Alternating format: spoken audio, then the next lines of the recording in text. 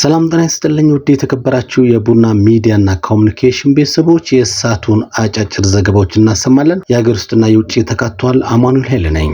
ኢትዮጵያ በክብርና በነጻነት ለልጆቻችን የምናሻግራት ብቸኛ የአፍሪካ ፈርጥ ሆና ትቀጥላለች ሲሉ ጠቅላይ ሚኒስትር ዶክተር አብይ አህመድ ተናገሩ።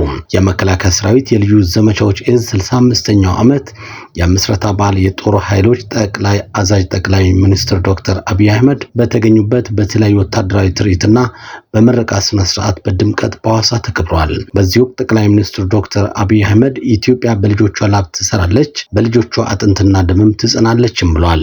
ኢትዮጵያ አልተደፈረችም፣ አትደፈርም ያሉት ጠቅላይ ሚኒስትሩ በክብርና በነጻነት ለልጆቻችን የምናሻግራት ብቸኛዋ የአፍሪካ ፈርጥ ሆና ትቀጥላለችም ሲሉ አስገንዝበዋል። ጠቅላይ ሚኒስትሩ ሰራዊቱ ለኢትዮጵያ ብቻ ሳይሆን ለቀጠናው ሰላምና ዋስትና መሆኑን አንስተው የኛ ተልዕኮ ራዕይ ያለው ለትውልድ የሚሸጋገር ሁነኛ ተቋም መፍጠር፣ የዘመኑን ቴክኖሎጂ የሚጠቀም ብቃት ያለው ሰራዊት መገንባት ነው ብለዋል።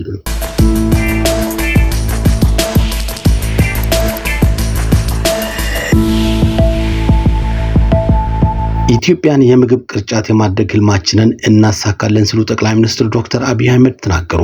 ጠቅላይ ሚኒስትር ዶክተር አብይ አህመድ በሐዋሳና አካባቢዋ ያለውን የልማት እንቅስቃሴ በጎበኙበት ወቅት በሁሉም መስክ የተቀናጀ ስራ በመስራት ኢትዮጵያን የምግብ ቅርጫት የማድረግ ህልማችንን እናሳካለንም ብለዋል። ከሐዋሳ እስከ ሞጆ የተገነባው የፍጥነት መንገድ ለፍራፍሬ ምርት፣ ለቱሪስት ፍሰት እንዲሁም ለኢንዱስትሪ ግብዓት ዝውውር ትልቅ እድል የፈጠረ መሆኑንም ጠቅላይ ሚኒስትሩ ተናግረዋል።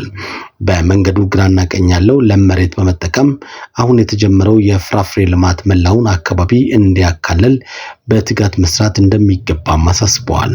የአንድ ዘርፍ ስኬት ብቻውን የሀገር ችግር አይፈታም ያሉት ጠቅላይ ሚኒስትሩ ግብርናን በእውቀት መምራት፣ ኢንዱስትሪን በገበያ ተኮር መንገድ ማስፋት፣ ከተሞችን ማዘመንና ጠንካራ ተቋማትን መገንባት ለኢትዮጵያ ህልውናና ሰላም ወሳኝ መሆኑንም አጽንኦት ሰጥተዋል።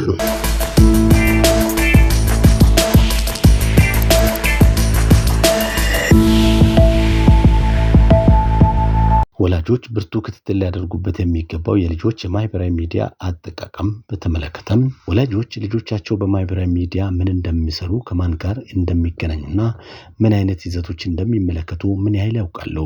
ይህ ጥያቄ በዛሬው የቴክኖሎጂ ዘመን የእያንዳንዱ ወላጅ ቀዳሚ የቤት ስራ ሊሆን ይገባል። ማህበራዊ ሚዲያ ለእውቀትና ለግንኙነት በር ቢከፍትም በአግባቡ ካልተያዘ ግን ህይወትን እስከ መቅጠፍ የሚደርስ አደገኛ መሳሪያ ነው።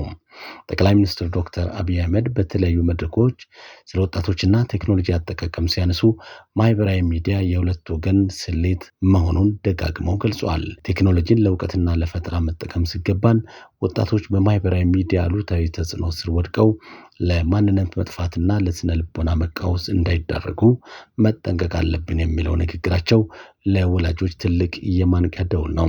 የማህበራዊ ሚዲያ አስከፊ ገጽታ ሰለባ የሆነችው የ13 ዓመቷ ታዳጊ ፊዮሬላ ነብዩ ታሪክ ለዚህ አንዱ ማሳያ ነው። ፊዮሬላ በማህበራዊ ሚዲያ በሚወጡ አሉታዊ ተጽዕኖዎች የተነሳ ገና በለጋነቷ ህይወቷ በገዛ እጇ ሊቀጠፍ ችሏል። ይህ አሳዛኝ ታሪክ ለሌሎችም ወላጆች ማስተማሪያ ነው ይላሉ አባቷ። አባቷ አቶ ነብዩ ሳሙኤል እንደሚሉት ማህበራዊ ሚዲያ በአዳጊዎች ላይ የሚያሳድረው የስነ ልቦና ጫና ወላጆች ከሚገምቱት በላይ ጥልቅ አደገኛ ነው።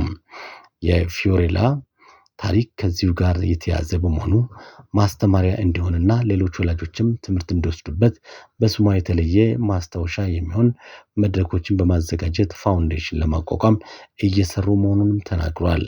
የሳይካትሪ ባለሙያ ዶክተር ሄኖክ ዘውዱ እንደገለጹት ማህበራዊ ሚዲያ ክትትል ካልተደረገበት በልጆች የአእምሮ እድገትና በስነ ልቦናዊ መረጋጋት ላይ ከፍተኛ ተጽዕኖ አለው ነው። ልጆች በማህበራዊ ሚዲያ ከሚወጡ ተግዳሮቶች እናም ከሚያዩዋቸው ምናባዊ ዓለማት ጋር ራሳቸውን ሲያወዳድሩ ለጭንቀት፣ ለድብርትና ለከፋ አእምሮ ቀውስ ይጋለጣሉ። ባለሙያው ወላጆች የቴክኖሎጂ አጠቃቀምን ከመገደብ ባለፈም ከልጆቻቸው ጋር የጠበቀ የስነ ልቦና ትስስርና የቅርብ ክትትል ሊያደርጉ እንደሚገባም አሳስበዋል።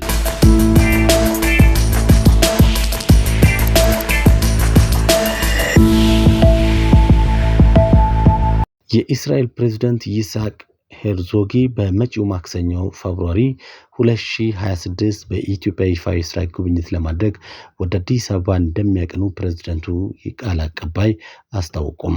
ፕሬዝዳንቱ በቆይታቸው ከኢትዮጵያ አቻቸው ፕሬዝዳንት ታዬ አጽቀሥላሴና ከጠቅላይ ሚኒስትር ዶክተር አብይ አህመድ ጋር ተገናኝቶ እንደሚወያዩ የተገለጸ ሲሆን በአዲስ አበባ ከሚገኙ የቤተ እስራኤል ማህበረሰብ መሪዎች ጋርም ምክክር ያደርጋሉ ተብሎም ይጠበቃል። ይህ የፕሬዝዳንት ይስሐቅ ሄርዞጊ ጉብኝት በሁለቱ ሀገራትና ህዝቦች መካከል ያለውን ታሪካዊ ወዳጅነት ትስስር ይበልጥ የሚያጠናክርና በእስራኤልና በኢትዮጵያ እንዲሁም በሌሎች የአፍሪካ ሀገራት መካከል ያለውን ትብብር ወደ ላቀ ደረጃ የሚያሸጋግር ትልቅ ክስተት እንደሚሆንም ተገልጿል። ኢትዮጵያ በቅርቡ የአፍሪካ አንድነት ድርጅት ጉባኤን ያስተናገደችና በአፍሪካ ቀጠና ውስጥ ቁልፍ ሚና ያላት ሀገር መሆኗን ለጉብኝቱ ልዩ ትኩረት ተሰጥቶታል። የሰዓቱ ዘገባዎችን ይመስላሉ። አማኑኤል ለነበርኩ ጤና ይስጥልኝ።